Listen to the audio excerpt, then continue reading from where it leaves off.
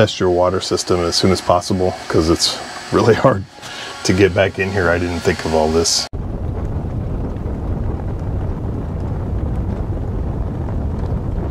So we started our countertops. This is for the sink, and this one is the cooktop. I'm using MDF, and we're gonna coat these with epoxy. We've seen a lot of people doing lagoon tables, which we're also gonna do, but I figured what we would do is take this cutout from the sink, because we have such a large sink, and the sink is massive. And so now I have this large piece that I can actually use for a table. And we'll have our lagoon mount over here somewhere. And then when it's not in use, I can just drop it in back over the sink. And it's out of the way, and I'm not like trying to find a place to stuff it in. The cooktop, I had to go with a 3/4 inch MDF and a 1/2 inch MDF just to give it enough space to clear this drawer. And then my plug for it is behind this wall here, so this will run back behind here, and I'll plug it in. And I have access to it. I can take these off to get in there. All right, so I painted the MDF with this white UMA. It's a urethane modified acrylic. So it's like a bonder sealer. And it's also acts as the base for the color of the countertop that we're going for. I think I'm going to go over it again with Bear paint, latex paint, because they normally do that. The Stone Coat normally does that on their site as the base color, and it's a little thin. I put 2 coats on it and it still looks a little thin to me. So I'm going to go with another coat of the white just on the top and on the edges. So I'm only doing things that are going to be visible. So like this is not going to be visible because the cooktop's going to be sitting inside that. But like right there, you can see the line from the MDF right across there where the two were joined together. So I want to cover that as much as possible before I put the epoxy on it. Okay, so I've got all the painting done and I sanded it with 220 grit. So what my plan is I want to make this look like one piece of marble. So I'm doing the Stone Coat White Exotic Marble. So it's kind of a light, not too flashy marble looking epoxy. And so I want this to look like it was all cut from the same piece. So I'm putting this in here. I need to tape off the edges yet, because once you pour it, you gotta let it harden for like 2 hours, and then you pull the tape off and then it drips slowly over the side. But I want this to continue as like one piece of marble. And then on this one is gonna have the cooktop in it, but that's my extension table, so I want to again continue this like it's one cut from one piece.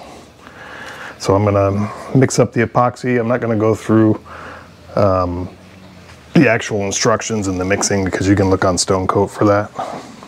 They have the full recipe and they have a video on it as well. I'll link to that below. Okay, this is the pour after about an hour and a half. I took all the tape off, and then because it's thickened up, it slowly kind of flows over the edge, and then you just wipe it with your hands. So like with a gloved hand actually. So like right here, that actually needs just a little bit of a touch to break up that surface tension. And then a couple times come back with a heat gun just to make sure there's no air bubbles in it, and that you have a nice clear finish. But yeah, overall I'm pretty happy with it. Didn't turn out quite like I expected. I expected it to be a little bit lighter, but it looks pretty good. And the getting the flow from to make it look like one solid piece actually didn't quite work out right either, but it looks good. I think when you're pouring it, it's not as easy to keep everything looking like it's in the same vein. So I poured the dark gray first, and then I came back with white, just pure white, and kind of drizzled that in spots that were missing. I had to make another batch. I also took a popsicle stick and put it in some dark, the dark gray, and then just kind of dragged it through just to give it like some lines to make it look like veins. Yeah, I'm pretty pleased with it. It really turned out nice. Oh, there's a spot there I need to glove up right there. Okay, so it's the next day. So now what I have to do is I have to take 220 grit sandpaper and go over top of all of these surfaces because I need to put a clear coat on top of it. And the reason you do that is because you're putting like glitters and paint and metallics into the epoxy, and you don't want that to be on the surface. Okay, so I put the clear coat on top, and I use the heat gun to pop bubbles. So you just kind of wave it over the epoxy. It looks like I got a dry spot there, so I'll push some epoxy over that. It's looking good. I just need to do that 3 more times. You just got to wait in between so you don't burn the epoxy. Okay, we got our countertops in. This is the fully mounted. It turned out pretty good for my first, this is my first attempt at doing the Stone Coat Epoxy Countertop. And then here's our insert for the sink, and also that'll be our lagoon table. And then this is the cooktop surround. And then here's our extension table. So yeah, overall pretty pleased with how it looks.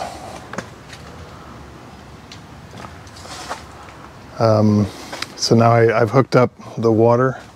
That was the last thing I had to plumb. So now we're gonna fill the water tank, turn on the pump, and test the system. And also I put I have a 2-stage filter, a 1 micron filter and a carbon filter. Okay, so we did our water test, getting good pressure. And then in the shower.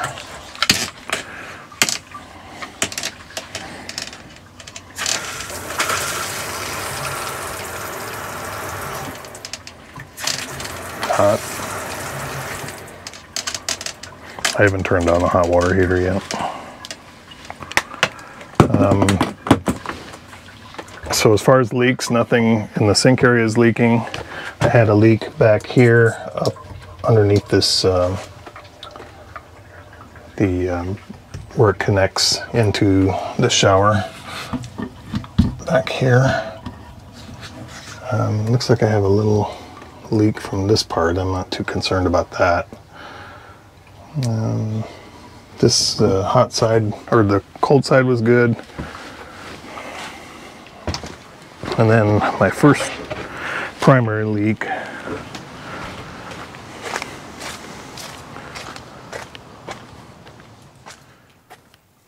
was back here. It was this connection right here. When I took it off and looked at it, there was no grommet in there, so apparently the grommet had fallen out, and I didn't notice that, but it sprayed all over the place. But it's good now. It's under pressure right now. We can test our outdoor shower.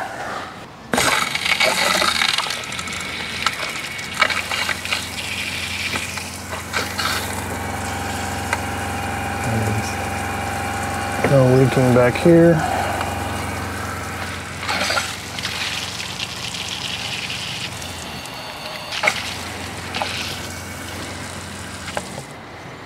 Works good. So again, on the outdoor shower, there's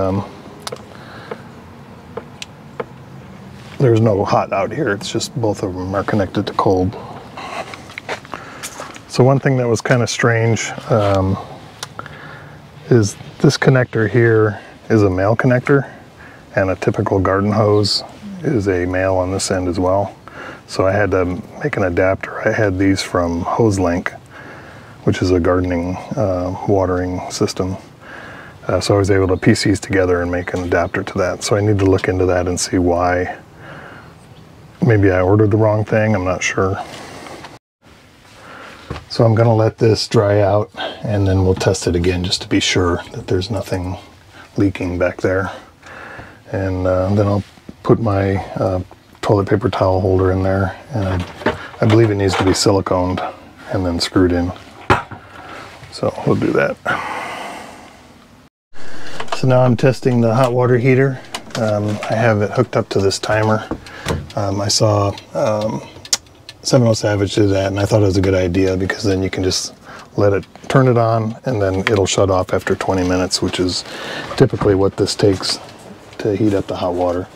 It's a 4-gallon tank, and my understanding is that it will keep the water in there hot for quite some time.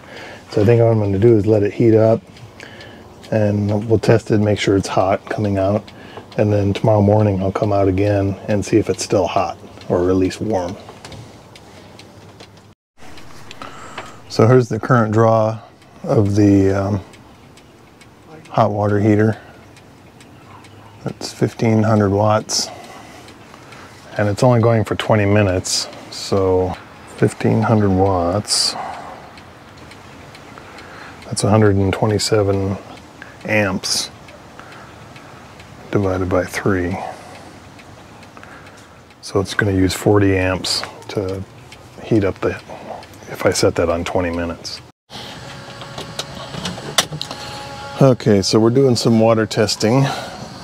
We filled up the tank, and it turns out that I don't know if this one did, but this one down here was definitely leaking a slow drip. So I had to take that apart, and then I realized when I PVC cement glued all these together, I didn't really have a way to twist that off, and so I used the pipe cutters and cut here, and then I inserted one of these sleeves inside here so that I could remove this if I ever need to undo that fitting there. So take that into account. You know, disassembling, you got to have some way to get this out of here to twist. So anyway, I had the Blue Monster tape on there, and it was dripping, and I had a couple spots where it was dripping wherever there was that Blue Monster tape. And a buddy of mine is a plumber. He said you need to put Blue Monster sealant over top of that. So they have a PTFE soft set sealant, and that goes over top of the threads, and once I did that, then it was fine. But yeah, as soon as I took it out, I could see that the tape was just really loose, and it's not providing much of any waterproofing by itself. So you definitely need the sealant. And so I just took this one apart and put it on there anyway. I didn't do this one down here because it wasn't leaking, and we have the full water tank in there. Another thing is using the serbo.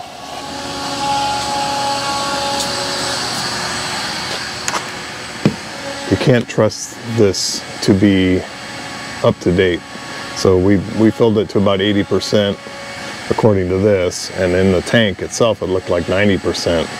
So we waited about 10 minutes, and sure enough it went up eventually to 90%. So don't rely on this to indicate when you're full until it's settled. So like right now it says 98%, but it's been sitting that way for a day. So that's reliable that it's full, but don't rely on this when you're filling. You have to have some kind of a visual check to make sure that you're not overfilling.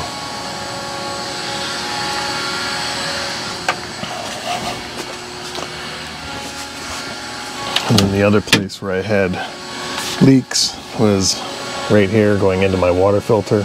It was the same issue with the Blue Monster tape. So I put some sealant on there and that stopped it. I put down coffee filters so you can see when there's a drip where it appears. Or you could put tissue paper as well, that works. Because sometimes it's hard to tell where it's actually dripping, especially when it's a slow drip. Like we were getting like 1 drip per minute or something like that. But yeah, it all works now. Turn on the tank.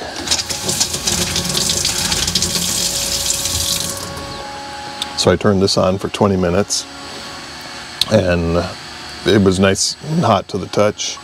Came back the next day because I've read that it'll also keep it warm, and it was still warm. It wasn't hot, but it was still warm after 24 hours. So that's pretty good. For the shower head, I was having leaks in here as well, so I'm going to put that Blue Monster sealant on that as well. So it was basically just draining from here, and you could see it dripping out of this. I've thought about turning these the other way, because the way it is right now, if you bump it down, the water will turn on. I guess if you have your pump off, it'll be okay, but there'll still be some pressure in there. Like right now, I have the pump off. Get this out of the way. Right now I have the pump off, so if I turn it, it's still going to give me some pressure, even though the pump is off, because the line is pressurized. You can see it's dripping right here, so I need to put the Blue Monster on there, this thread sealant. My advice would be test your water system as soon as possible, because it's really hard to get back in here. I didn't think of all this. You know, I had access ports, but to get back like into the tanks and stuff like that to see where there's any wet is really a challenge with everything installed. So always test as soon as you possibly can. If you're using Uponor, they also have test plugs, so you can plug up certain lines and then just pressure test it as you go, and then just cut them off as you need to expand. Yeah, it seems okay. Everything's except for this, everything is pretty much drip free. Okay, so we got our Lagoon table mount mounted here. This is going to be our table, and then I just have to take the yeah, I just have to take the bracket, stick it on there.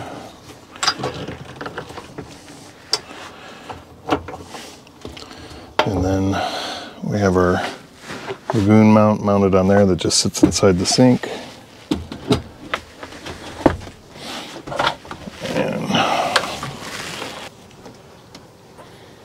And there's our table.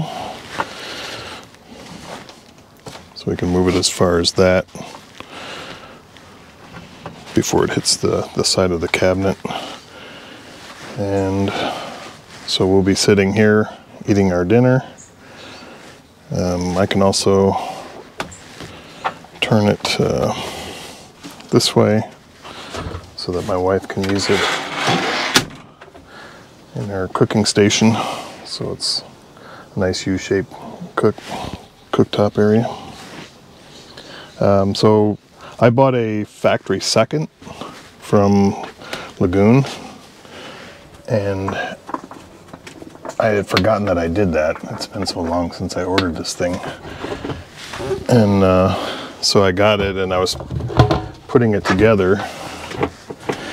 And on this post here, this would not clamp onto this.